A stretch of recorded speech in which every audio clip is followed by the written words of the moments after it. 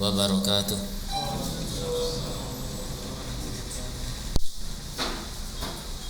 Alhamdulillahi wassalatu wassalamu ala man la nabiyya ba'dah wa ala alihi wa ashabihi wa man walah, amma ba'd. Kaum muslimin yang dimuliakan Allah, kita bersyukur pada malam ini bisa melanjutkan kembali pelajaran dari kitab Salah Satu Usul karya Syekh Muhammad At-Tamimi rahimahullahu ta'ala. Dan kita telah menyelesaikan 3 muqaddimah dari kitab Salah Satu Usul ini. Sekarang kita masuk kepada inti kitab, yaitu kitab Al-Usulul Thalathah. Qala mu'allif rahimahullah, faidaki lalak, jika dikatakan kepadamu mal usulul thalathatul lati yajibu 'alal insani ma'rifatuha, apabila dikatakan kepadamu apa itu 3 landasan utama yang wajib atas setiap orang untuk mengetahuinya, untuk memahaminya. Fakul, maka katakan, ma'rifatul abdi rabbahu, yaitu pengetahuan seorang hamba tentang Rabbnya,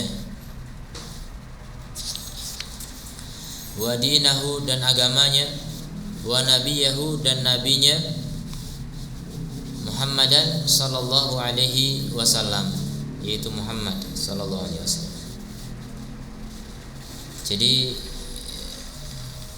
Syekh memulai kitabnya, ya, Salah Satu Usul ini dengan bentuk pertanyaan. Jadi bentuk tanya jawab ini memudahkan untuk difahami, selain juga lebih menarik perhatian, syaddul intibah, ya, orang itu lebih memperhatikan kalau bentuknya tanya jawab dan lebih mudah dipahami. Ada pertanyaan, ada jawabannya, sudah mudah. Makanya sebagian orang ada yang persiapan ujian itu cuma latihan soal jawab dipelajari, tentang materi udah lewat. Jadi tinggal latihan soal jawab, karena memang langsung to the point kepada jawaban. Nah, itu lebih mudah dipahami. Jadi 3 landasan yang wajib diketahui oleh setiap muslim adalah mengenal Rabb, mengenal agama, dan mengenal Nabi. Ini 3 ilmu paling mendasar. Dari 3 ini yang paling mendasar adalah mengenal Allah Subhanahu wa ta'ala.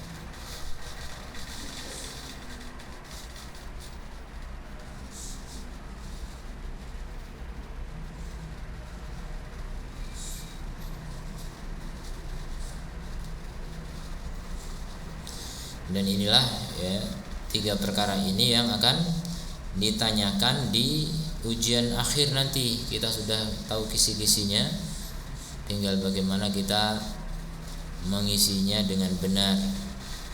Dan ternyata pertanyaan kubur nanti jawabannya bukan dari hafalan, tapi dari apa? Dari amalan. Kemudian pertama, ma'rifatul abdi rabbahu, mengenal Rabbnya. Mengenal Allah Subhanahu wa ta'ala itu bisa diperoleh dengan beberapa sebab. Di antaranya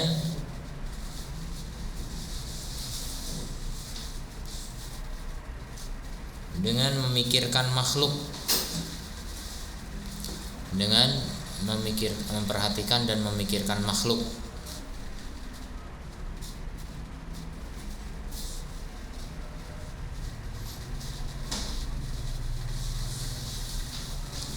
Dan Allah sering memerintahkan kita untuk memikirkan makhluk, seperti dalam surat Al-A'raf ayat 185, aman yanduru fi malakutis samawati wal ard, kenapa mereka tidak melihat pada kerajaan-kerajaan langit dan bumi, wa ma khalaqallahu min syai', dan apa yang Allah ciptakan dari segala sesuatu. Kenapa mereka tidak melihat? Jadi kalau mau melihat, mereka akan mendapatkan pelajaran. Mereka akan mendapatkan pengetahuan tentang Allah. Kalau makhluknya begitu, bagaimana penciptanya? Menunjukkan kemampuan Allah, menunjukkan kasih sayang Allah, menunjukkan segala macam dari sifat-sifat Allah Azza wa Jalla. Tapi itu masih secara global. Melihat kerajaan langit ini gimana caranya? Kita ngelihat langit aja nggak tahu ya. Ya, artinya kita tidak sanggup melihat kerajaan langit. Itu menunjukkan kelemahan kita. Betapa kekuasaan Allah sempurna luar biasa. Kemudian juga Allah berfirman dalam surat Saba ayat 46, Innama a'idukum biwahidah. Aku menasihati kalian hanya dengan satu hal. Antaqumu lillahi mathna wa furada thumma tatafakkaru. Hendaknya kalian berdiri untuk Allah dua-dua atau sendiri-sendiri, kemudian kalian berfikir tentang alam, berfikir tentang makhluk Allah Azza wa Jalla. Kemudian juga Allah berfirman dalam surat Ali Imran ayat 190, Inna fi khalqis samawati wal ard. Sesungguhnya dalam penciptaan langit dan bumi, wa ikhtilafil laili wan nahari, dan pergantian siang dan malam dan siang, la ayatin liulil albab, benar-benar terdapat tanda bagi orang yang memiliki akal. Jadi perubahan siang malam ini, penciptaan langit dan bumi dan seisinya ini, itu merupakan ayat. Ayat tentang apa? Ayat itu artinya tanda. Tanda apa? Tanda kekuasaan Allah, tanda keberadaan Allah pertama. Kemudian kekuasaan Allah, kemampuan Allah, ilmunya Allah, kudrahnya Allah, dan sebagainya.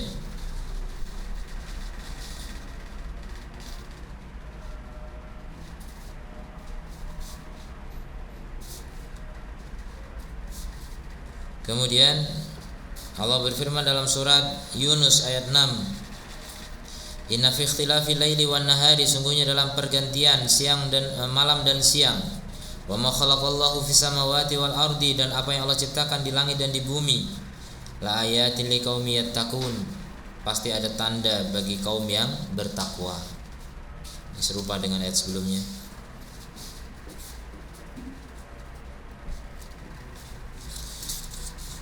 Dan lain-lain dari ayat-ayat yang semisal itu ya. Ada lagi surat Al-Baqarah 164.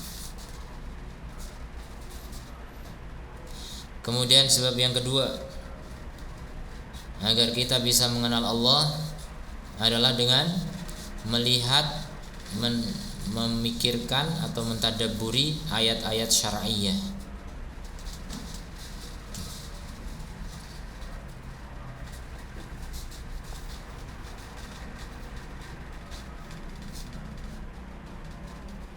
Melihat kepada ayat-ayat syar'iyyah, yaitu wahyu,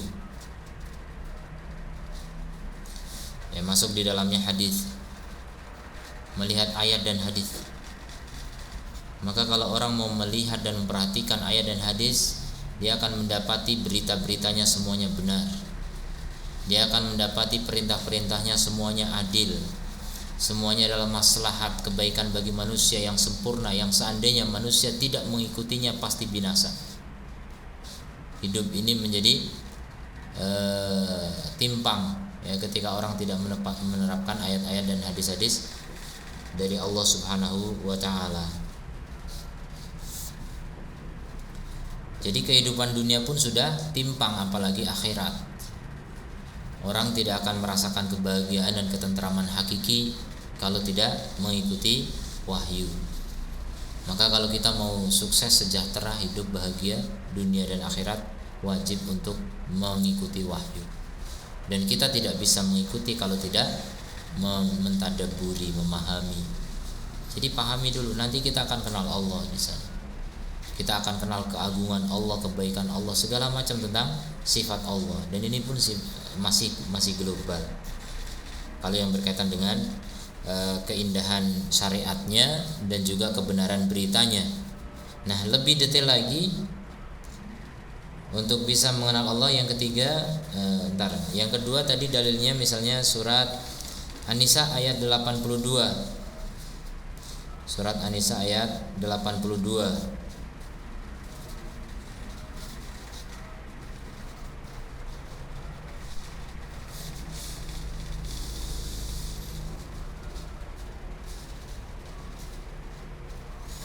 Afala yatadabbaruna al-Qur'an? Kenapa mereka tidak mentadabburi Al-Qur'an?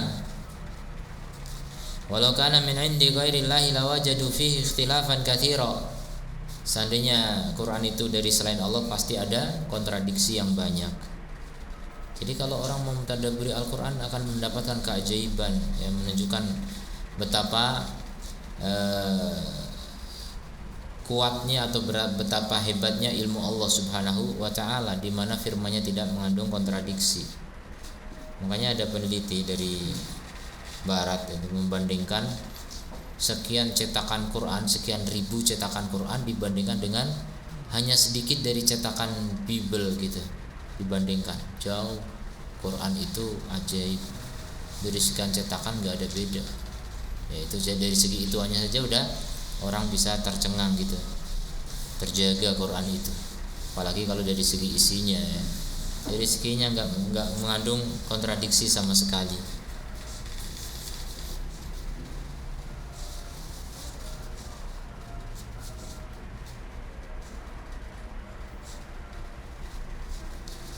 Kemudian yang ketiga, cara mengenal Allah yang lebih efektif dan efisien lagi, langsung to the point, yaitu mempelajari nama dan sifat Allah. Mempelajari nama-nama dan sifat-sifat Allah. Dan ini enggak keluar dari wahyu juga gitu, cuma lebih to the point. Kalau tadi wahyu secara umum, kalau kita perdalam, kita tadabburi akan menghasilkan pengenalan kita kepada Allah. Dan lebih to the point lagi, kita belajar tentang nama dan sifat Allah. Jadi pelajari secara khusus kenapa nama Allah begini, susunan hurufnya kenapa ini dan sebagainya, itu mengandung ilmu yang sangat besar dan sangat luas ya. Maka beda orang yang memahami bahasa Arab dengan yang tidak paham bahasa Arab. Ya. Orang Arab selalu selangkah lebih maju daripada orang ajam. Tapi orang Arab yang tahu bahasa Arab. Kalau orang Arab enggak tahu bahasa Arab ya kalah dengan orang ajam yang tahu bahasa Arab. Kemudian yang keempat, jalan untuk mengenal Allah adalah dengan fitrah.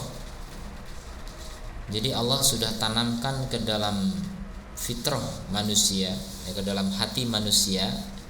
Allah sudah tanamkan ke dalam hati manusia berupa fitrah, yaitu mengenal Allah Subhanahu wa taala.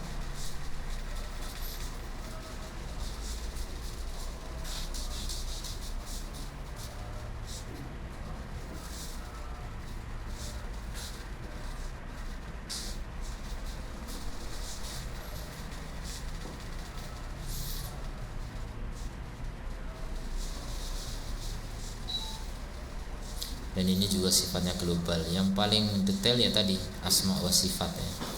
Belajar asma dan sifat Allah. Bahkan Allah tidak menciptakan langit bumi seisinya kecuali karena Allah ingin diketahui, Allah ingin dikenal. Lita'lamu anallaha ala kulli syai'in qadir wa anallaha qad ahata bi kulli syai'in ilma.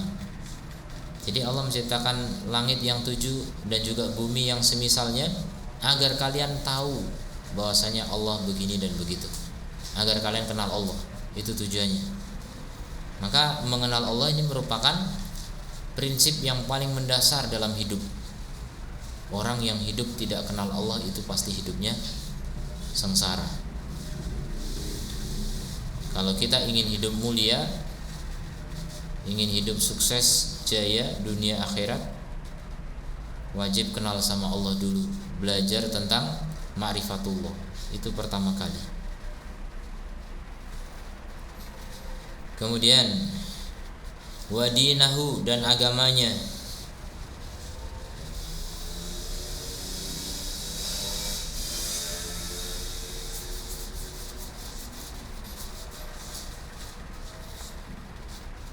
Di mana agamanya itu disebut dengan Islam.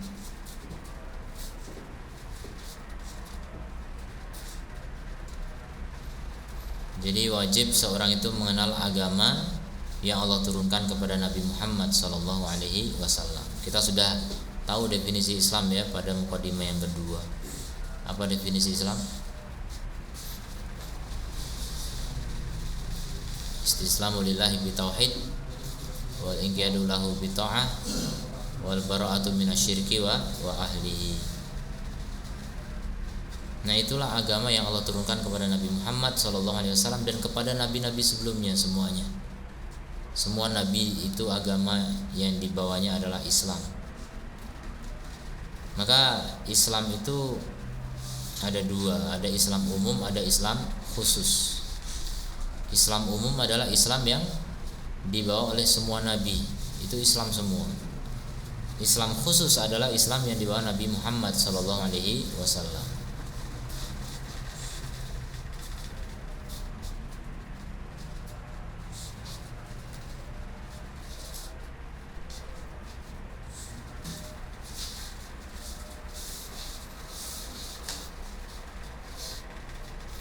Maka siapa yang mempelajari Islam, mengenal Islam, dia akan mendapatkan keyakinan bahwasanya ini adalah agama yang benar. Dia pasti akan yakin kalau ini adalah agama yang benar. Jadi kalau selama ini masih ada orang yang mempelajari Islam tapi masih kafir, ketahuilah dia belum mendapatkan hakikat Islam. Atau memang dari awalnya hati mereka sudah menyimpang ya. Tujuan belajar Islam bukan untuk mencari kebenaran tapi untuk menjatuhkan Islam. Maka yang enggak mendapatkan kebenaran. Maka siapa yang memiliki hati yang terbuka ya, ingin tahu seperti apa Islam, apakah benar atau tidak, itu pasti akan mendapatkan Islam itu agama yang benar.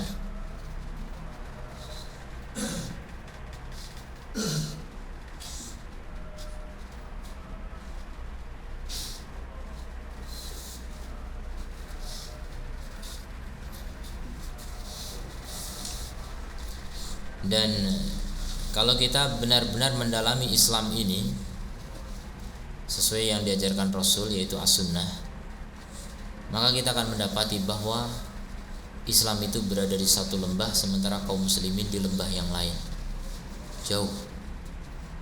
Makanya kalau kita nggak belajar Islam, kita hanya ikut-ikutan kaum muslimin, yang terjadi kita menyimpang dari ajaran Rasulullah SAW. Jadi tidak ada pilihan bagi kita untuk bisa mengamalkan Islam ini dengan benar kecuali dengan mendalami Islam, ma'rifatu dini. Jadi harus betul-betul mengenal agama kita ini. Siapa yang tidak mau mempelajari Islam, dia tidak mau meniti jalan yang telah ditempuh Rasulullah SAW.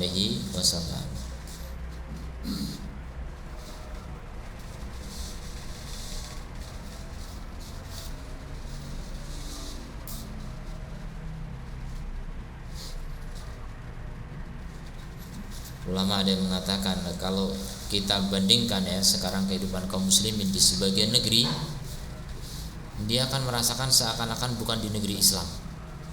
Yang dulu saya pernah katakan di Campa itu, Islam itu udah wajahnya udah lain gitu. Karena dinikahkan dengan agama Hindu atau Buddha gitu. Jadi ajarannya digabungkan, sinkritisme, pluralisme, udah ngawur dah, gak karuan.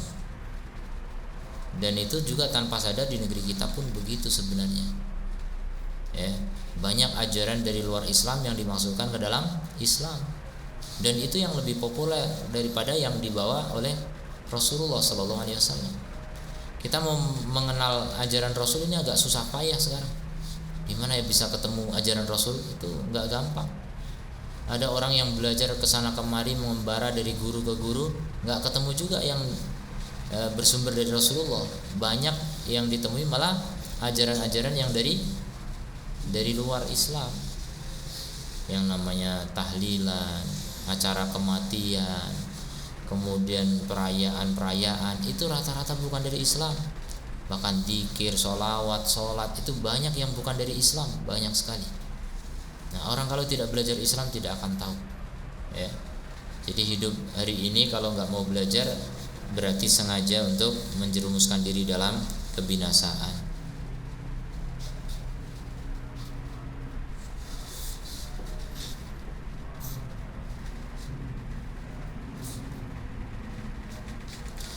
Jadi termasuk penting untuk kita tahu juga tentang mempelajari tentang mahasinul Islam ya. Keindahan-keindahan Islam. Masih banyak sekali kita kaum muslimin ini nggak tahu keindahan Islam, padahal udah Islam dari lahir sampai mati, tapi nggak ngerti keindahan Islam satu pun nggak ngerti. Dia berislam hanya karena ikut-ikutan, dia berislam hanya karena masyarakatnya Islam, karena orang tuanya Islam, karena kakak adiknya Islam, ya udah saya juga Islam, udah gitu. Ya seandainya kakak adiknya kafir ya kafir juga gitu. Jadi bukan karena apa? Kesadaran tentang indahnya Islam. Jadi penting sekali kita tahu tentang mahasinuddinil Islam, keindahan-keindahan Islam, dan itu semuanya bisa kita ketahui dari apa? Dari Al-Qur'an dan As-Sunnah, dan juga dari ijtihad para ulama, para salaf yang telah menemukan berbagai keunikan dan keindahan dalam Islam, keistimewaan Islam dibanding dengan agama-agama yang lain. Dan itu banyak sekali. Ada kitab-kitab khusus tentang hal itu.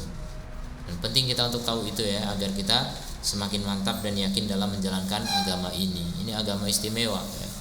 Dari segi akidahnya itu memiliki banyak keistimewaan dibanding akidah yang lain. Dari segi sholat misalnya, banyak keindahan yang ada dalam sholat. Dari segi saum, zakat, sedekah dan sebagainya, itu semuanya ada keindahan-keindahan yang tidak terhitung ya. Maka kalau disusun semua keindahan ajaran Islam itu Masya Allah banyak sekali. Makanya hanya orang-orang jahil yang mereka dalam kerugian karena tidak merasakan keindahan Islam, sehingga tidak maksimal dalam melaksanakan ajaran Islam. Kemudian mengenal Nabi Muhammad sallallahu alaihi wasallam.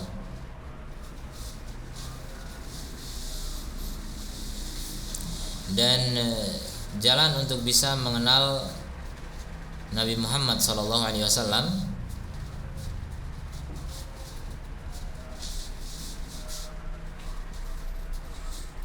di antaranya dengan mempelajari sirah beliau.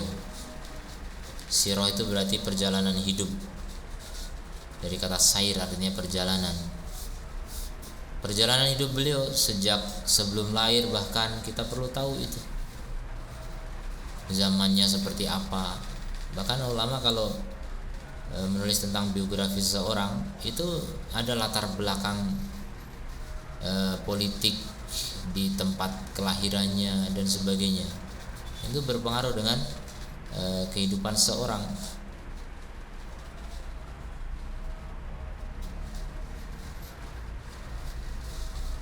Jadi kalau kita belajar sirah Nabi, kita akan tahu itu ya, seluk-beluk kehidupan beliau, sejarahnya semuanya.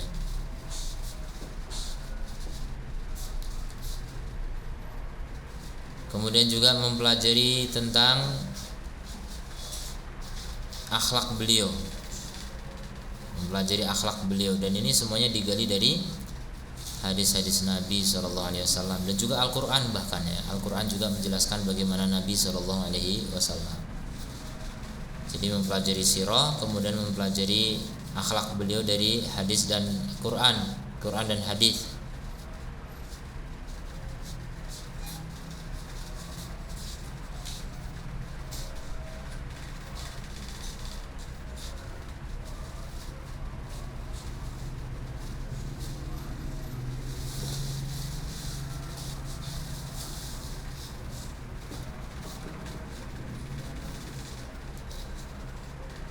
Dan secara khusus ulama menulis kitab seperti Syama'il Muhammadiyah ya.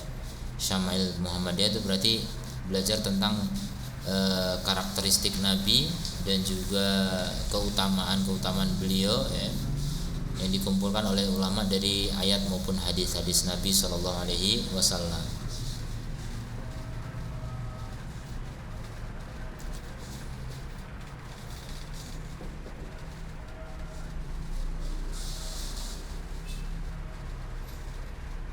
Dan 3 macam pengetahuan ini atau pengenalan ini, mengenal Allah, mengenal agama dan mengenal Nabi, masing-masing juga memiliki buah-buah yang sangat istimewa. Ya, minimal orang yang mengenal Allah dia akan selamat dari kesyirikan, itu minimal. Kemudian orang yang mengenal Islam dia selamat dari kemungkaran, dan orang yang mengenal Nabi SAW dia selamat dari kebid'ahan.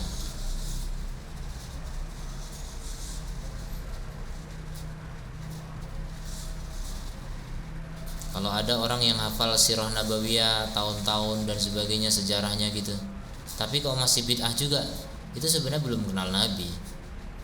Mengenal Nabi di sini artinya mengenal segala seluk-beluk beliau, termasuk juga hak-hak beliau. Kita kenal hak Nabi SAW. Maka orang yang mengikuti bid'ah itu nggak kenal hak Nabi. Hak Nabi itu untuk ditaati dan dijauhi perkara yang menyelisih petunjuk beliau SAW.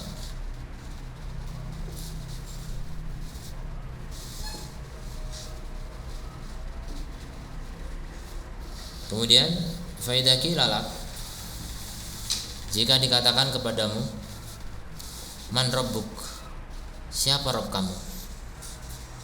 Nah, ini mulai merinci kepada poin yang pertama, yaitu mengenal Allah Subhanahu wa ta'ala. Siapa Rabb kamu? Maka jawablah, Rabbi Allah, Rabbku adalah Allah. Titik sampai di situ, bisa itu udah jawaban gitu. Tapi di sini tambahkan keterangan, alladzi rabbani, dialah yang telah mentarbiyahku, wa rabba jami'al alamina bi ni'amihi, dan mentarbiyah semesta alam dengan nikmat-nikmatnya. Jadi mentarbiyah itu secara bahasa artinya merawatku ya, mendidikku, merawatku. Tapi kalau secara syar'i tidak hanya merawat, mentarbiyah itu menciptakan, menguasai, memberi rizki, dan mengatur. Ya, itulah makna mentarbiyahku. Itu mentarbiyah dengan nikmat-nikmatnya. Jadi Allah itu nikmatnya sangat luas. Seluruh perkara yang bermanfaat bagi kita itu nikmat Allah Ta'ala. Kita bisa hidup, itu nikmat Allah. Bisa bernafas, itu nikmat Allah. Bisa berjalan, nikmat Allah. Bisa duduk, nikmat Allah. Jadi semua itu nikmat Allah Subhanahu wa ta'ala. Maka semua itu adalah pemberian dari Allah dalam rangka Allah mentarbiyah kita sebagai Rabb.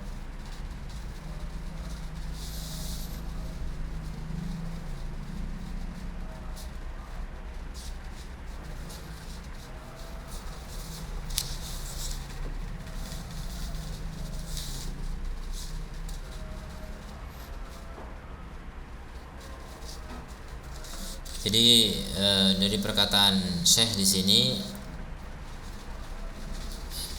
yaitu mengatakan Rabbi Allah alladzi rabbani, ini menunjukkan bahwa kata Rabb itu diambil dari kata tarbiyah. Rabbani, tarbiyah. Jadi Rabb itu adalah yang mentarbiyah.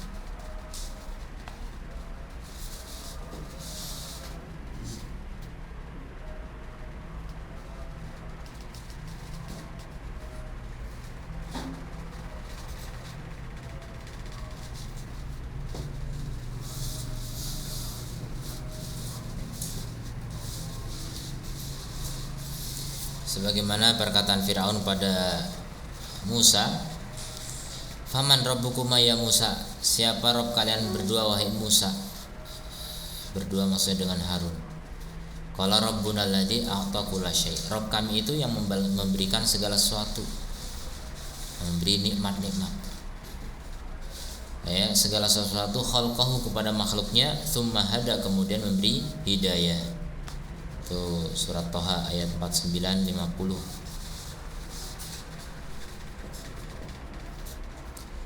Jadi mentarbiyahku, mentarbiyah semesta alam dengan nikmat-nikmatnya. Dan nikmat Allah Nikmat Allah terhadap kita itu sangat sangat banyak, tidak mungkin dihitung oleh makhluk. Allah berfirman dalam surat An-Nahl ayat 18, wa in ta'uddu ni'matallahi la tuhsuha.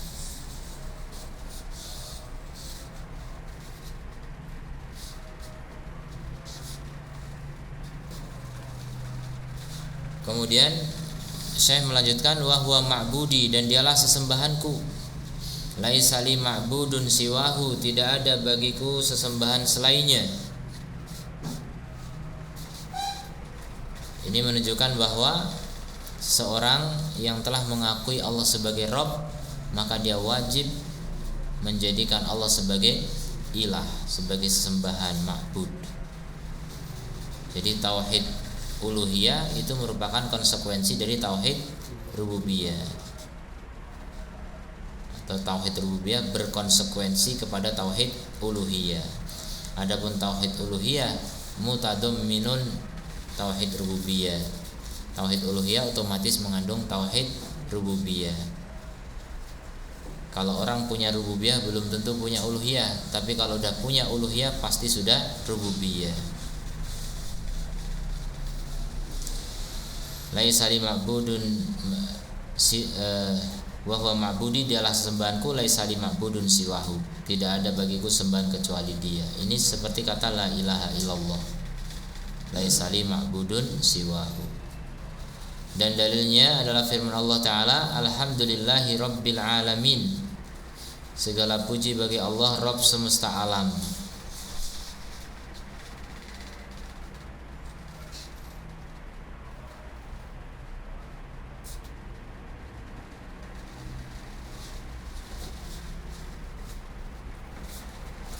Jadi saya berdalil dengan surat Al-Fatihah ya, ayat 2 ini.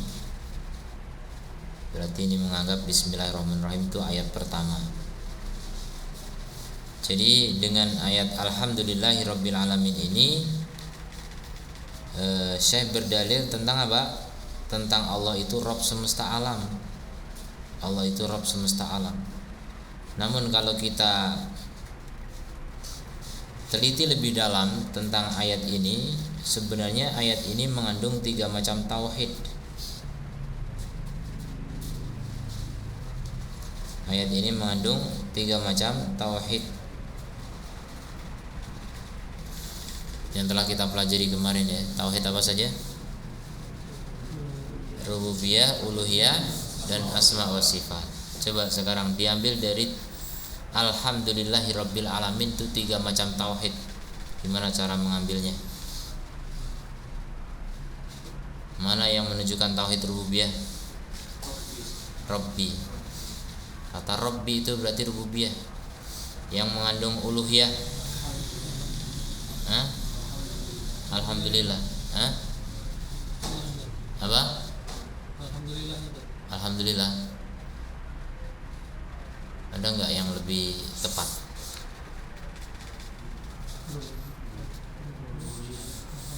Apa? Alhamdulillah.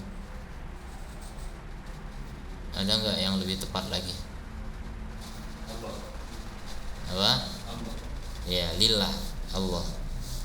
Ya, Allah, kata Allah itu menunjukkan uluhiyah. Yang menunjukkan asma wa sifat? Alamin, Rabb, tadi rububiyah. Yang menunjukkan asma wa sifat? Al-alamin, Ar-Rahman, mana Ar-Rahman? Ar-Rahman keluarga. Cuma di sini, belum sampai ayat berikutnya. Alhamdulillah. Alhamdulillah segala puji. Allah segala puji dengan seluruh nama-nama dan sifatnya. Kenapa Allah terpuji? Karena sempurna nama dan sifat-sifatnya. Jadi ini satu ayat aja udah 3 macam tauhid. Gak usah cari ayat yang lain-lain gitu. Makanya orang yang mengingkari pembagian tauhid menjadi 3 itu mengingkari Quran.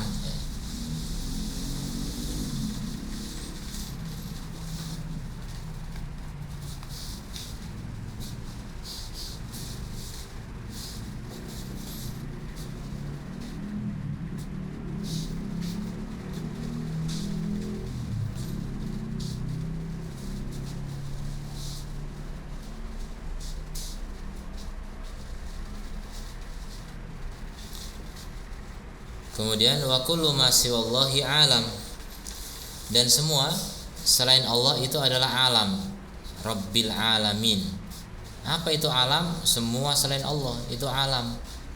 Alam itu diambil dari kata alamah, tanda. Jadi alam ini disebut alam, disebut tanda karena apa? Karena tanda keberadaan Allah, tanda kekuasaan Allah dan seterusnya. Makanya tadi meneliti alam bisa melahirkan pengetahuan tentang Allah. Jadi semua selain Allah itulah alam. Alam, seluruh makhluk itu alam. Nah, kita taunya alam manusia, alam jin, alam malaikat, ya semua makhluk itu ada alamnya masing-masing gitu. Atau kita lebih lebih seringnya ngerti alam itu ada alam nyata sama alam gaib gitu. Alam bawah sadar sebenarnya. Ya semua makhluk itu alam.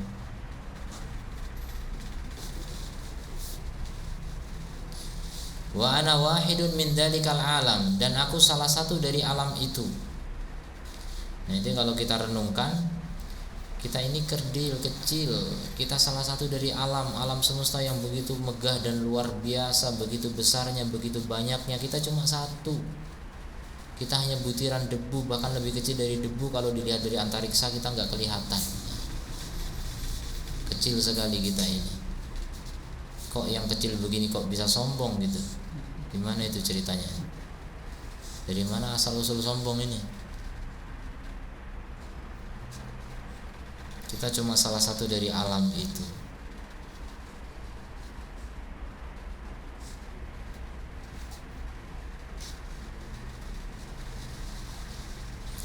Jadi ada orang Arab mengatakan kullu syai'in lahu ayah.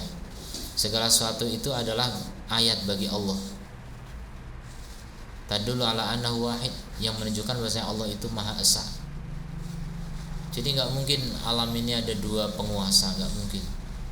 Kata Allah, lau kana fihi ma'alihatun illallah lafasadata. Kalau di antara langit bumi itu ada sesembahan selain Allah, pasti akan hancur. Ilah di sini maksudnya Rob. Kalau ada Rob selain Allah akan binasa.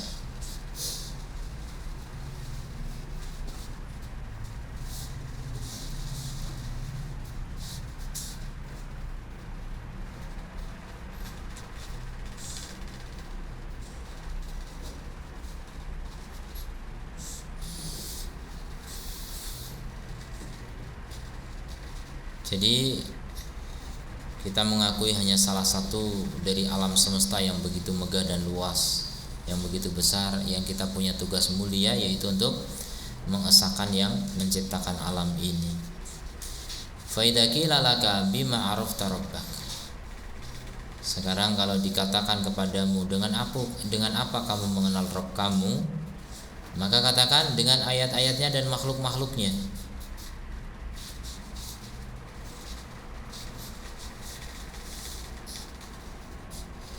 Wa min ayatihi, dan diantara ayat-ayat Allah adalah al-lailu wan naharu wasyamsu wal qamaru.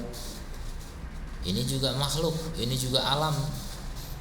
Jadi Syekh di sini mengatakan ayat, tapi kok yang disebutkan makhluk. Ini ayat apa ini?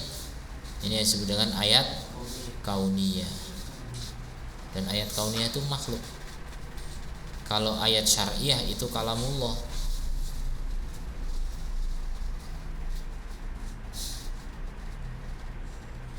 Wa min makhluqatihi, dan diantara makhluknya langit yang 7 dan bumi yang 7 dan siapa yang di sana dan apa yang ada di antara keduanya. Itu makhluk semuanya.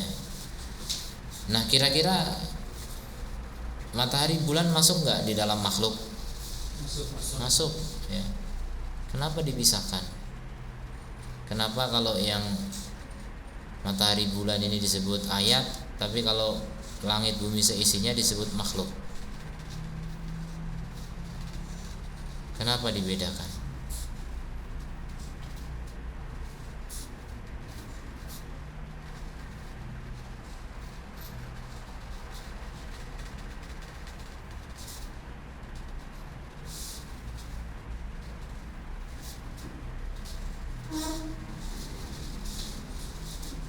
Jadi apa hubungannya ayat dengan makhluk?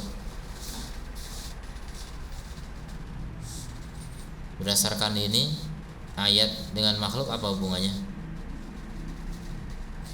Tahu ilmu hubungan? Ilmu hubungan ada 4.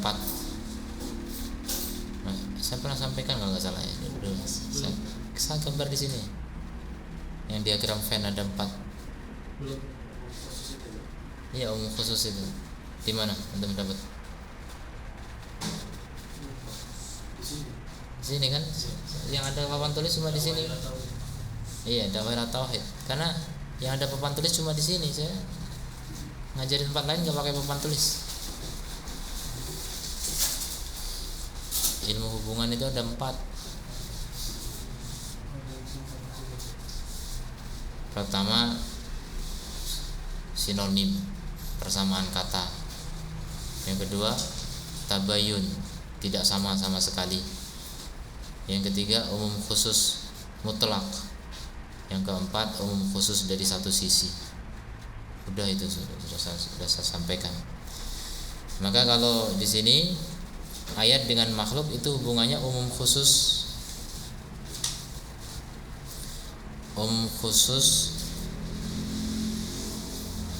mutlak, umum khusus min wajhin. Kalau dari satu tinjauan ini ayat bagian dari makhluk. Tapi kalau ditinjau dari segi yang lain yang mencakup ayat kauniyah dan ayat syariah, maka makhluk bagian dari ayat. Berarti umum khusus dari satu sisi.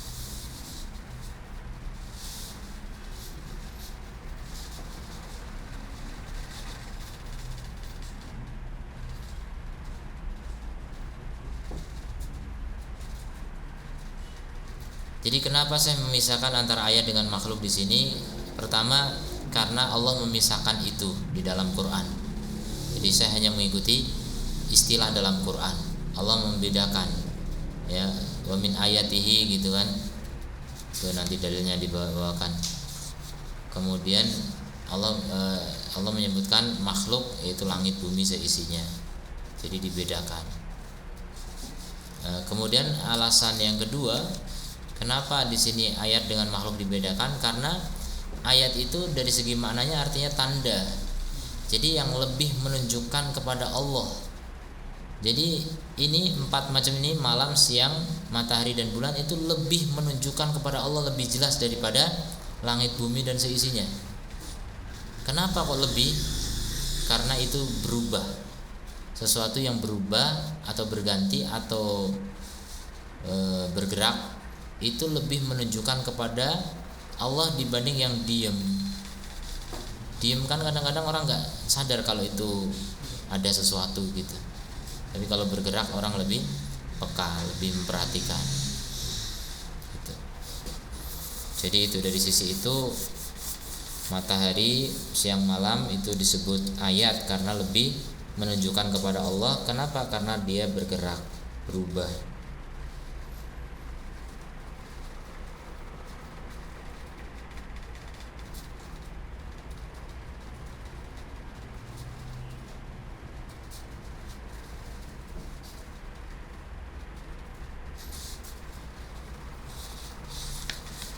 Wa dalilu, dalilnya adalah firman Allah Ta'ala, wa min ayatihi lailu wan naharu. Di antara ayat-ayatnya, ayat-ayat Allah adalah malam, siang, wasyamsu wal qamar, matahari dan bulan.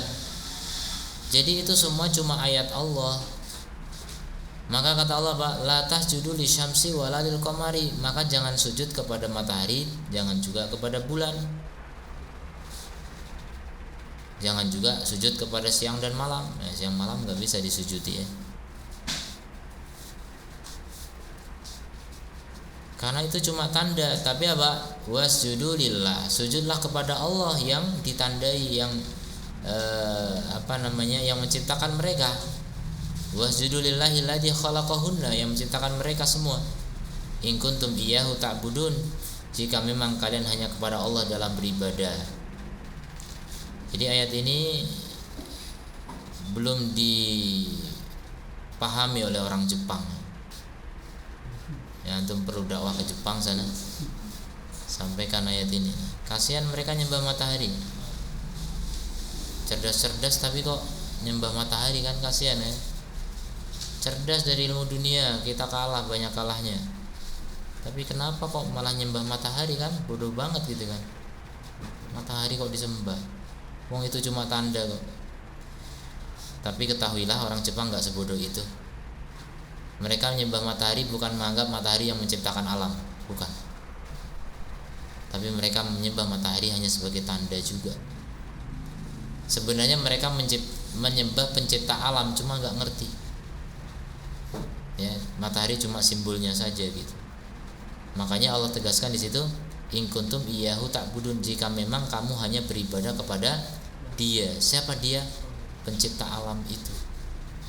Kalau kamu cuma beribadah kepada pencipta alam, jangan menyembah tandanya, tapi langsung saja menyembah kepada pencipta alam itu. Nah itu maksudnya. Makanya Allah bilang jika kamu memang menyembah hanya kepadanya.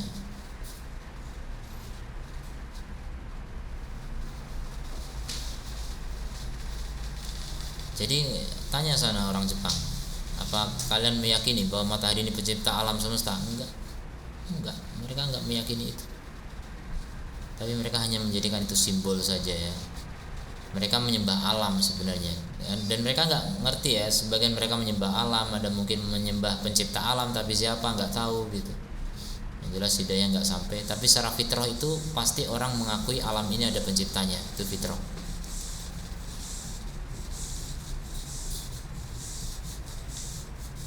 Kemudian juga firman Allah Ta'ala, inna rabbakumullahu alladzi khalaqas samawati wal ard, sungguhnya Rabb kalian adalah Allah yang telah menciptakan langit dan bumi fi sittati ayamin, dalam 6 masa. Hari di sini enggak sama dengan kita, bukan 24 jam, bukan ya. Tapi 6 masa ya, yang tahu masanya Allah dalam 6 waktu. Tsumma stawa 'alal arsy, setelah 6 masa itu Allah istiwa di atas arsy.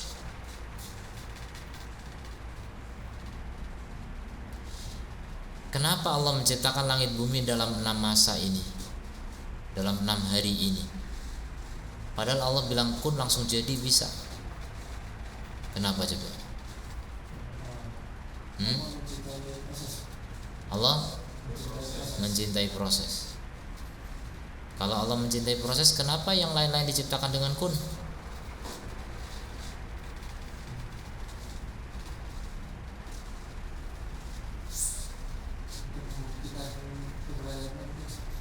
Membuktikan keberadaan yang mana? Yang 6 masa. Yang kun menunjukkan keberadaan. Kalau ini enggak menunjukkan. Iya. Hampir benar jawabannya. Maksudnya gini, kenapa Allah menciptakan langit bumi 6 masa? Ya tentu saja alasannya yang tahu Allah ya. Cuma kita berusaha mencari hikmah. Kita mengambil hikmah. Mungkin kalau hikmah hanya pakai mungkin hikmahnya adalah Allah ingin mengajari kita bahwasanya segala sesuatu itu ada proses. Bukan cuma Allah mencintai proses. Karena yang lain Allah ciptakan enggak pakai proses. Jadi Allah ingin mengajari kita bahwa segala sesuatu itu butuh proses, perlu waktu gitu.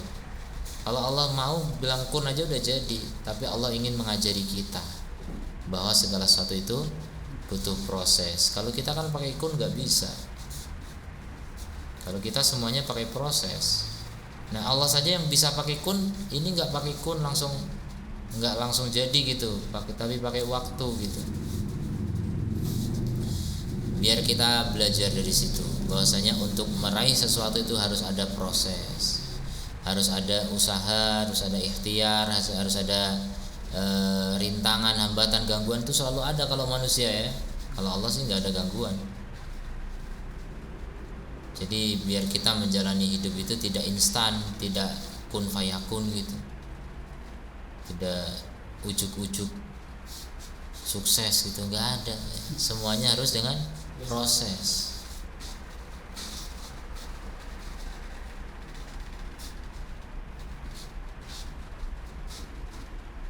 Kemudian Allah istiwa di atas arsy. Ini juga diantara dalil yang menunjukkan Allah itu di atas arsy. Kurang jelas bagaimana ini ayat coba. Kemudian Allah istiwa di atas arsy, dan orang Arab paham mana istiwa. Istiwa itu maknanya sa'ada, ala, irtafa'a, istaqarra. Itu makna-makna istawa dalam bahasa Arab. Jadi artinya naik, tinggi, di atas, berada. Itu makna istawa. Berarti kesimpulannya istawa berada di atas. Dikaitkan dengan ars karena ars itu makhluk Allah tertinggi. Kalau Allah ala, ulu, Allah punya sifat tinggi, itu tinggi terhadap semua makhluk. Tapi kalau istiwa dikaitkan dengan ars. Itu perbedaan antara tinggi dengan istiwa. Tapi dua-duanya sama hakikatnya, itu Allah berada di ketinggian. Yang paling tinggi itu Allah Subhanahu wa ta'ala, karena ars itu makhluk Allah yang paling tinggi. Dan sangat banyak ayat tentang ketinggian Allah ini. Makanya orang yang mengingkari Allah itu tinggi, Abu Hanifah atau mazhab Hanafi mengatakan kafir. Kafir orang yang mengatakan atau orang yang membantah Allah itu maha tinggi. Bahkan dengan tegas mazhab Hanafi mengatakan, siapa yang ditanya Allah di mana dia bilang Allahu a'lam, kafir. Maksudnya dia bilang Allahu a'lam setelah tahu ayat-ayatnya gitu maksudnya. Udah jelas ayatnya begitu masih bilang Allahu a'lam gitu kan. Ini sama aja enggak percaya dengan ayat gitu loh. Kenapa berani bilang Allahu a'lam padahal udah jelas ayatnya? Pasti karena ada subhat di kepala, ada kayak enggak percaya gitu, ya kan? Makanya bilang Allahu a'lam. Tapi kalau orang bilang Allahu a'lam karena masih kecil, belum paham, ya enggak masalah gitu. Ini orang sudah baca ayat kok. Baca ayat hadis banyak sekali.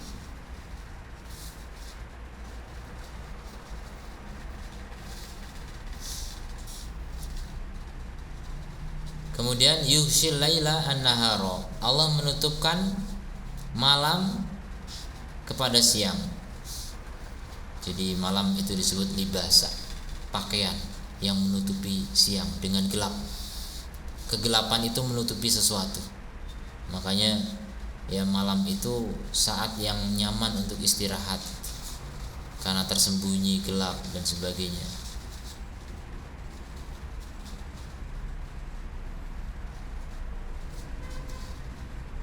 Ya telubuh hasisan yang mengikutkannya dengan cepat. Malam siang itu diikutkan terus, digilirkan oleh Allah dengan cepat. Hasis ini cepat, berarti memang cepat sebenarnya peredaran waktu ini. Wasyamsa wal qamara wan nujuma musakhkharatin bi amri. Matahari, bulan dan bintang semuanya ditundukkan dengan perintah Allah.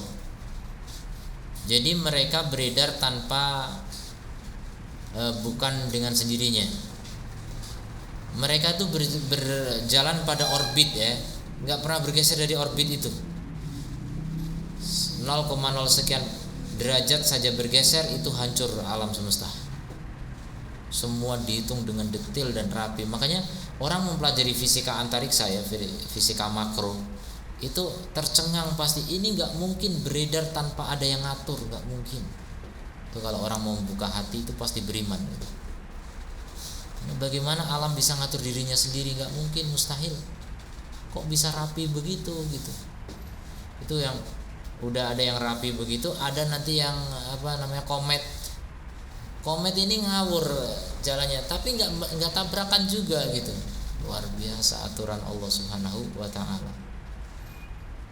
Orbitnya beda tapi nggak tabrakan, dan itu benda angkasa miliaran, triliunan, kita nggak tahu jumlahnya. Semua bergerak tanpa bertabrakan. Nah itu keajaiban. Makanya kita mempelajari alam, kita bisa takjub kepada Allah Subhanahu wa ta'ala. Kita akan kenal Allah.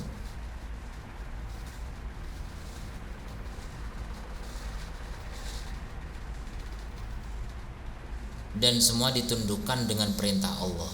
Kemudian ditundukkan untuk siapa? Yang menundukkan Allah, yang ditundukkan matahari, bulan, bintang. Sekarang yang ditundukkan untuknya siapa? untuk manusia. Luar biasa kebaikan Allah Subhanahu wa taala. Dan itu kita kalau merenungkan itu saja, ayat ini direnungkan saja, kita akan jatuh cinta sama Allah ya. Makanya betul Ibnu Qayyim mengatakan, kalau orang itu tahu bagaimana Allah mengatur hidupnya, dia hatinya pasti akan meleleh lebur dalam cinta kepada Allah Ta'ala. Dia akan meleleh hatinya karena melebur dengan cinta kepada Allah Ta'ala. Itu kalau tahu, kalau mau meneliti gitu, mau berpikir. Tapi sayang sekali manusia lebih banyak menggunakan nafsu daripada menggunakan akal pikirannya, lebih menggunakan perasaan daripada pikiran, lebih menggunakan hawa, keinginan, hasrat daripada pikiran. Rasanya haus, ya udah minum, nggak mikir ini puasa apa nggak puasa, nggak mikir gitu. Pokoknya saya harus minum. Pokoknya minuman yang enak ini, nggak mikir apakah ini minuman sehat atau minuman berbahaya. Itulah manusia. Coba kalau mikir, pasti hidup itu lebih aman, lebih sejahtera. Jarang manusia mau berpikir. Karena pikiran itu melihat jangka panjang, kalau hasrat melihat sekarang, nggak mikir dampak. Itulah nafsu. Makanya kalau orang berbuat sesuatu nggak mikir dampaknya, berarti nggak pakai akal. Nah, banyak orang yang bisa melihat dampak, tapi dampak baru jangka pendek, sampai sebatas apa? Dunia. Nggak lihat jangka panjang lagi, lebih panjang, yaitu akhirat. Itu juga masih bodoh. Makanya kebanyakan manusia itu bodoh. Mereka hanya tahu ilmu kulit dari dunia, hanya mengetahui kulit dari ilmu dunia, sedangkan mereka dari ilmu akhirat mereka lalai. Begitu kata Allah. Jadi yang orang paling cerdas itu siapa sebenarnya? Al-qayyisu man dana nafsahu lima ba'dal maut, kata Nabi. Orang cerdas itu adalah orang yang mempersiapkan untuk kehidupan setelah kematian. Itu jangka paling panjang gitu. Adapun jangka panjang cuma 10 tahun ya. Dulu itu apa? Repelita. Itu cuma 5 tahun itu pendek ya. Kalau kita mau lihat jangka panjang itu akhirat tuh, abadi, itu jangka panjang yang sebenarnya.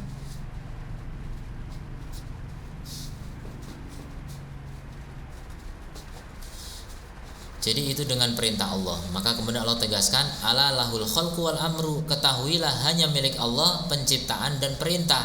Tadi Allah bilang di awal apa? Khalaqas samawati, menciptakan. Berikutnya tunduk dengan amri, dengan perintahnya. Nah, itu penciptaan dan perintah itu milik Allah saja, enggak ada yang lain. Kekuasaan Allah mutlak. Allah yang mencipta, Allah juga yang memerintah. Jadi seluruh kejadian itu dengan perintah Allah, enggak ada yang enggak. Tidak ada yang tidak, semua dengan perintah Allah. Karena perintah itu hanya milik Allah. Seluruh makhluk hanya Allah yang menciptakan, enggak ada yang enggak. Tabarakallahu Rabbul Alamin. Maka maha suci Allah, Rabb semesta alam.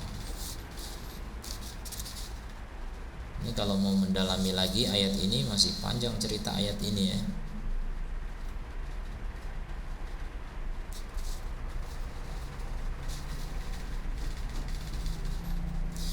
Jadi ayat ini surat apa ini?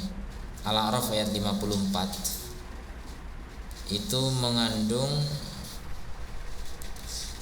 tanda tentang Allah dari beberapa sisi. Ya, itu menjadi ayat tentang Allah dari beberapa sisi. Yang pertama, bahasanya Allah menciptakan makhluk yang agung ini dalam 6 masa, dalam 6 hari. Kalau Allah berkehendak menciptakan dalam sesaat, pasti bisa. Akan tetapi Allah ingin mengaitkan antara sebab dengan akibat. Tapi Allah ingin mengaitkan antara sebab dengan akibat, sebagaimana tuntutan hikmahnya.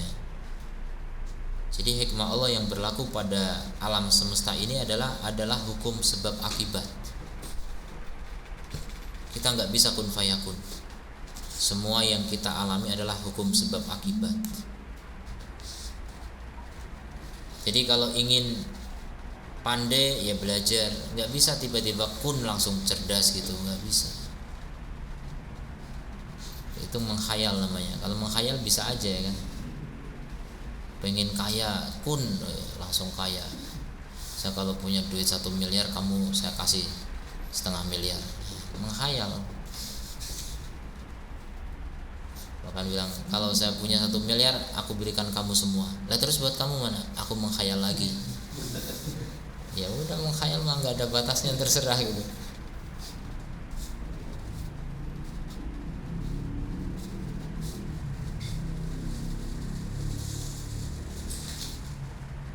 Kemudian yang kedua, Allah istiwa di atas arsy.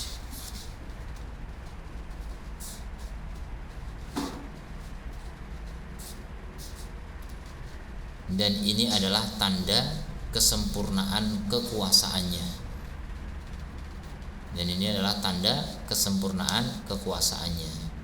Kalau yang pertama tadi tanda hikmahnya ya, menunjukkan hikmah Allah kalau yang tadi. Kalau ini menunjukkan apa? Kesempurnaan kekuasaan Allah. Karena istiwa di atas arsy itu artinya meninggi seluruh makhluk gitu kan. Kekuasaan Allah mutlak di atas segalanya.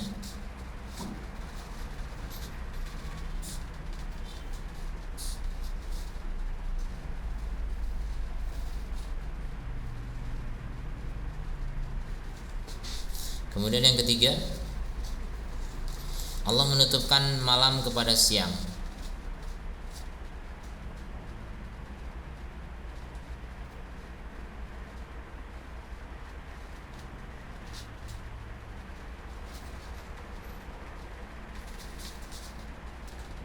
Seperti pakaian yang menutupi terangnya siang. Seperti pakaian yang menutupi terangnya siang. Ini juga menunjukkan apa? Kehebatan Allah. Allah bisa merubah siang jadi malam, malam jadi siang. Namrud dulu ngaku sebagai Tuhan. Kata Ibrahim, coba Tuhanku menerbitkan matahari dari timur, kamu terbitkan dari barat. Fabuhital ladzi kafar. Maka tercekat orang kafir, nggak bisa ngomong. Jadi Allah yang ngatur semua itu.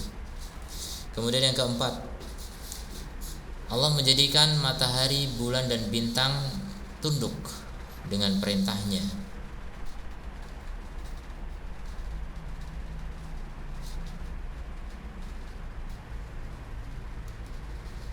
Untuk kemaslahatan hamba. Jadi peredaran matahari, bulan dan bintang itu ada maslahat bagi kita ya. Coba kalau matahari nggak beredar, ya matilah, nggak ada kehidupan. Coba kalau bintang nggak ada, bingung kita, nggak bisa ngitung. Bulan juga nggak bisa ngitung tahun dan bulan.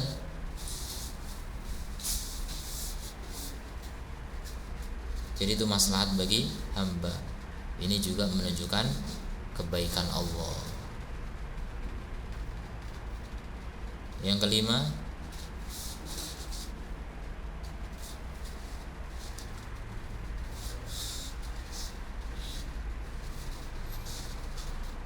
kesempurnaan kekuasaan Allah. Kesempurnaan kekuasaan Allah di mana penciptaan dan perintah hanya miliknya. Kesempurnaan kekuasaan Allah di mana penciptaan dan perintah hanya miliknya.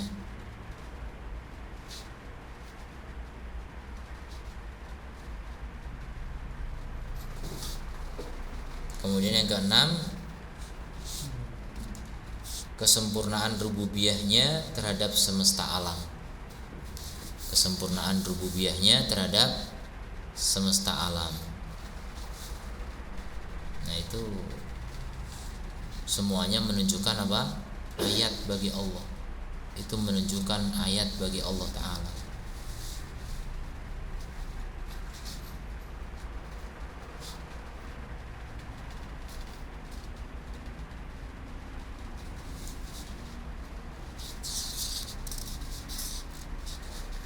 Ya, sampai di sini ada pertanyaan, silakan. Ya. Barakallah. Untuk soalan ini Ustaz, masalah takwil Ustaz.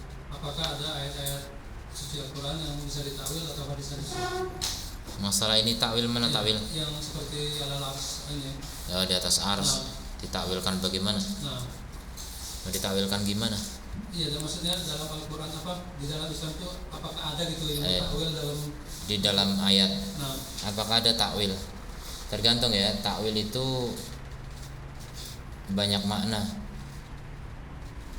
Takwil dari kata ala yaulu artinya kembali, kembalinya segala sesuatu. Kata Yusuf alaihissalam, hada ta'wilu ru'yaya, inilah takwil mimpiku. Jadi mimpiku ternyata kembalinya ke sini, pembuktian berarti. Takwil itu bisa bermakna pembuktian, akhir dari sesuatu. Akhirnya ketahuan ternyata takwil mimpi. Ya, takwil mimpi boleh. Oh, ini takwil mimpinya berarti udah nyata gitu, bukan berarti masih ditakwilkan nanti. Inilah nyatanya, itu makna dari takwil. Kemudian juga makna takwil dalam bahasa Arab bisa bermakna tafsir. Jadi mengungkapkan sebuah makna dengan kata yang lain untuk memperjelas. Itu juga makna dari takwil. Makanya Imam At-Tabari, Ibnu Jarir At-Tabari itu punya kitab tafsir yang terbaik ya, insyaallah. Paling lengkap yang bil ma'thur ya, tafsir yang dengan athar dari para salaf. Itu tafsir At-Tabari. Beliau menamakan kitabnya dengan Fi Ta'wilil Quran. Ya. Apalah namanya, titik-titik Fi Ta'wilil Quran. Jadi takwil, maksudnya takwil apa? Tafsir. Nah, kalau takwil maknanya tafsir boleh, tidak masalah. Nah, kemudian kalau tadi yang pertama takwil artinya hakikat sesuatu. Kemudian yang kedua takwil itu berarti tafsir, termasuk yang makna yang pertama itu contohnya hadis Nabi Aisyah radhiyallahu anha mengatakan ketika turun ayat idza jaa nasrullahi wal fath wa ra'aitan nasa yadkhuluna fi dinillahi afwaja dan seterusnya, maka Rasul ketika rukuk dan sujud beliau membaca apa? Subhanakallahumma wa bihamdika Allahumma firli. Itu mempraktekkan ayat tadi. Wasabbih bismi rabbika wastaghfir. Bihamdi rabbika wastaghfir. Nah, itu bertasbih dengan memuji dan beristighfarlah. Maka beliau praktekkan subhanakallahumma wa bihamdika Allahumma firli. Itu dalam rukuk dan sujud. Kata Aisyah, ya ta'awwalul Quran. Nabi mentakwilkan Quran. Berarti takwil Quran itu apa? Hakikat dari Quran itu. Menjelaskan inilah hakikat dari Quran itu, atau akhir dari hakikat itu, sama dengan yang pertama tadi. Tafsir dari mimpinya Yusuf alaihissalam. Nah, itu dua makna itulah yang dikenal dalam bahasa Arab asalnya begitu. Baru muncul yang ketiga, makna takwil yang dikenal oleh para ahli kalam, yaitu takwil itu adalah apa? Menyimpangkan lafadz dari makna yang dohir kepada makna yang lain, berarti yang tidak dohir. Ya, udah gitu aja, itu takwil. Jadi menyimpangkan makna yang dohir kepada makna yang tidak dohir atau muawwal, namanya makna muawwal. Itu disebut takwil. Nah, itu sebenarnya istilah gitu, bukan sesuatu yang dikenal di dalam Quran maupun hadis. Itu istilah ahli kalam.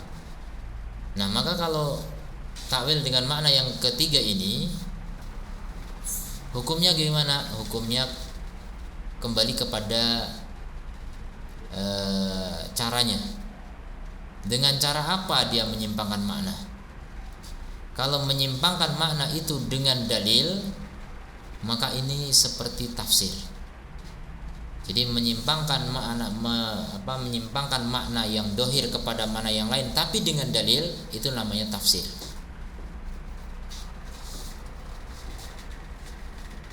Makna dohir itu apa? Makna dohir itu makna yang apa? nampak di mana? Di mata. Jelas. Ya. Yang lebih pas makna dhahir itu makna yang langsung tertangkap di kepala. Langsung yang terpikir pertama kali. Kalau saya bilang tangan, apa tangan? Ya udah, paham.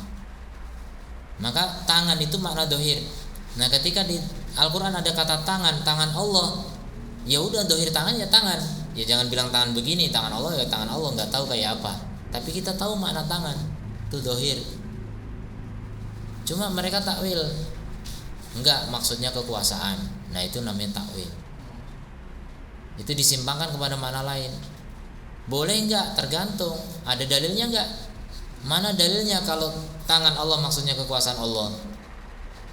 Ketika tidak menemukan dalil, itu namanya tahrif. Nah, itu sesat. Menyimpangkan makna tanpa dalil, tahrif. Hanya penyimpangan saja, tahrif. Tapi kalau ada dalilnya, itu namanya tafsir. Nah, itu boleh. Ya makanya takwil di dalam Quran ya ada yang boleh, ada yang enggak boleh. Kalau ada dalilnya boleh, kalau enggak ada dalilnya enggak boleh. Nah, berkenaan dengan sifat Allah tidak ada dalil.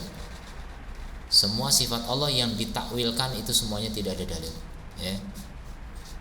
Semua salaf, ya, para sahabat, ya, setelah Rasulullah tentunya, semua memahami ayat-ayat atau hadis-hadis tentang sifat dengan dohirnya. Tidak ada yang ditakwilkan. Nah, adapun kemudian orang belakangan berani mentakwilkan, ya mereka berani sesat karena berani menyimpang dari manhaj salaf. Itu.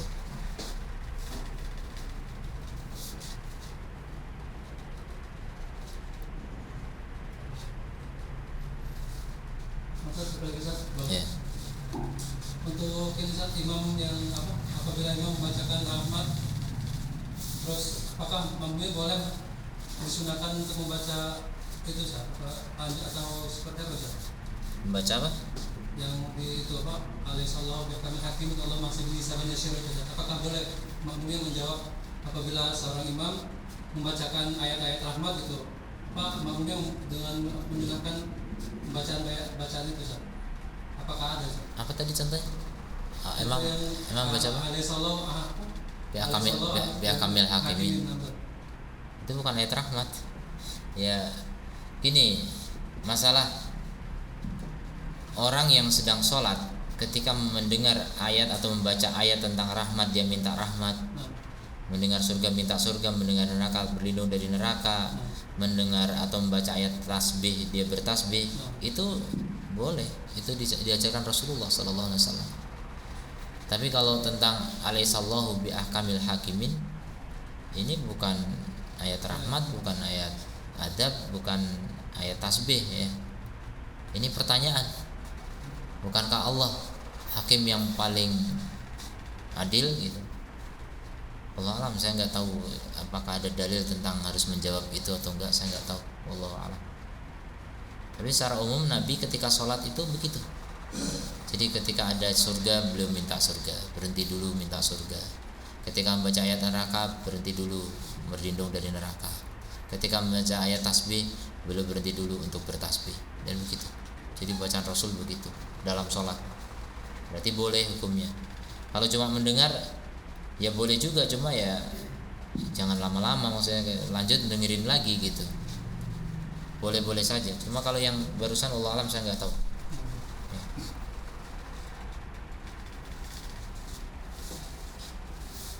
Ya. Silakan. Bagaimana hubungannya sebenarnya kalau kita kan ada pembagian yang sudah dibahas di mukadimah kayak uluhiyah dengan asma wa sifat itu dengan tauhid sendiri yang la ilaha illallah. Apakah ini metode saja atau apa Ustaz? Kalau dengan tauhid sendiri yaitu la ilaha illallah. Ya gini. La ilaha illallah itulah tauhid uluhiyah.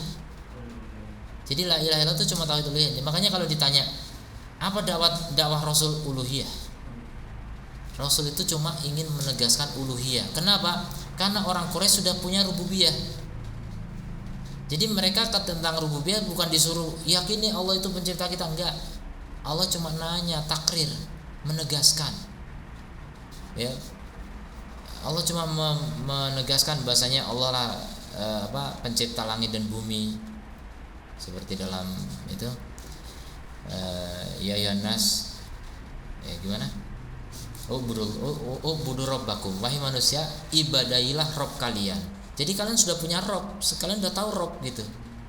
Alladzi khalaqakum waladina min qablikum, yang telah menciptakan kalian dan orang sebelum kalian sudah tahu itu. Kalian gak akan mengingkari itu.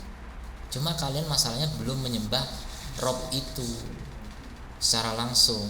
Kalian masih menyembah pakai perantara, seperti orang Jepang perantaranya matahari. Ya mereka menyembah Tuhan, cuma diwujudkan dengan menyembah yang lain, itu masalahnya. Jadi kelirunya dalam uluhiyah, rububiyah udah betul. Makanya dakwah para rasul tuh fokus kepada uluhiyah, la ilaha illallah. Pelaksanaan apa? Ibadahnya, ya makanya ibadahnya. Jadi secara keyakinan rububiyah udah betul. Makanya kenapa dibagi 3 ini biar jelas. Karena orang merasa yang nggak tahu pembagian 3 ini merasa kalau sudah meyakini Allah Tuhanku berarti udah bertauhid. Kita katakan belum, itu belum bertauhid. Itu Rasul masih mendakwai orang yang begitu gitu loh. Itu. Jadi biar jelas itu mereka. Makanya mereka begitu panasnya ya kebakaran kumis ketika orang membagi tauhid menjadi 3 karena menyingkap hakikat kesirikan mereka gitu loh. Jadi tauhid ini menyingkap kalian tuh masih musyrik. Jangan merasa bertauhid hanya gara-gara mengucapkan la ilaha illallah. Ucapan itu enggak ada gunanya kalau perbuatan kalian menyelisihi gitu loh. Itu masalahnya. Pertanyaan di YouTube saya. Ya. Bismillah, belajar tentang planet-planet yang sering dilakukan ilmuwan apakah juga bermanfaat atau ada batasan untuk mempelajarinya dalam rangka mengenal Allah Subhanahu. Nah, wafikum barakallah. Jadi belajar tentang antariksa maupun belajar tentang apapun ilmu dunia ada manfaatnya. Tapi itu hanya sambilan, hanya selingan, hanya serpihan gitu loh. Yang paling inti ya belajar Quran dan Sunnah gitu. Kita kalau nggak tahu ilmu-ilmu begitu, bisa nggak kenal Allah? Ya bisa banget gitu. Cuma itu sebagai tambahan saja, bukan sebagai pokok. Yang pokok itu Quran dan Sunnah. Nah nanti dengan tambahan ilmu itu makin mantap bisa. Apalagi orang yang memang dia lebih mengandalkan akal daripada dalil, ya mungkin dengan ini yakin sih, tapi belum mantap. Nah, begitu tahu dari teknologi dia lebih mantap lagi. Alhamdulillah. Gitu. Jadi fungsinya hanya pelengkap, pelengkap, bukan pokok. Tidak masalah. Dan apakah ada batasannya? Tentu saja ada. Makanya pelajari dulu Quran hadis, sehingga kita tahu batasan-batasan itu. Jangan sampai belajar ilmu-ilmu malah jadi ateis. Itu yang banyak terjadi ya. Orang Indonesia justru rata-rata ketika belajar ke Eropa, ke Amerika malah jadi ateis. Ilmuwan Indonesia banyak yang ateis, walaupun mereka nggak berani ngaku karena ini negara Pancasila gitu kan. Tapi peneliti Barat datang ke Indonesia menyatakan di Indonesia banyak ateis, cuma mereka bersembunyi gitu, nggak mau terang-terangan. Ya, karena itu gara-gara belajar ilmu tapi tidak memiliki dasar Al-Quran dan As-Sunnah. Ya, makanya harus belajar pendasaran dulu ya. Makanya anak-anak pesantren itu ya insya Allah udah punya bekal itu untuk tentang ilmu tentang Quran Sunnah ada gitu. Silakan kalau mau kemudian belajar teknologi ya setinggi-tingginya tidak masalah insya Allah. Jadi kalau orang yang dari kecilnya memang orang tuanya nggak sholat, nggak pernah baca Quran, tiba-tiba belajar begitu ya gampang sekali jadi ateis gitu. Bisa jadi. Udah. Kita cukupkan. Subhanakallahumma wabihamdika asyhadu an la ilaha illa anta astaghfiruka wa atubu ilaik. Assalamualaikum warahmatullahi wabarakatuh.